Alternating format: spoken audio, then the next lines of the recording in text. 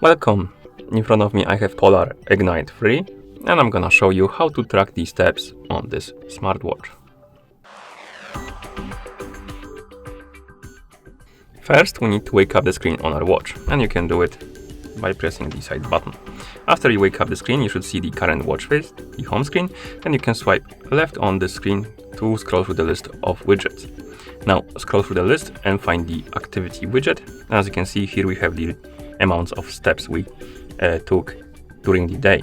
You can also tap on this widget to open more specific statistics. We have the amounts of steps, the percentage of the goal we have set, the average time, and also you have the heart rate and stuff like that.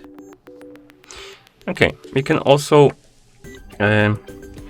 check the steps by basically setting them on the watch face. So you can go to the settings, so open the menu by pressing the side button, scroll through the menu, find the settings icon, then scroll down, find the watch face option and tap on it, and now we can set up our watch face, and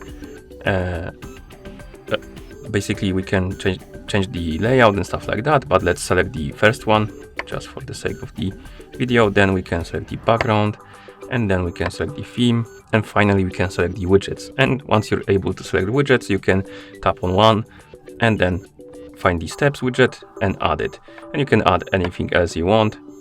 And once you have the step widget on your watch face, you can quickly check amounts of steps you've taken by simply waking up the screen on your watch. So I'm gonna set the last widget like that, and then I'm gonna tap on the check mark. As you can see, now we have the steps on the widget, or rather not on the widget but on the watch face, and here we have it, and we can check the steps, and we can tap on the step widget on the watch face to open the activity page.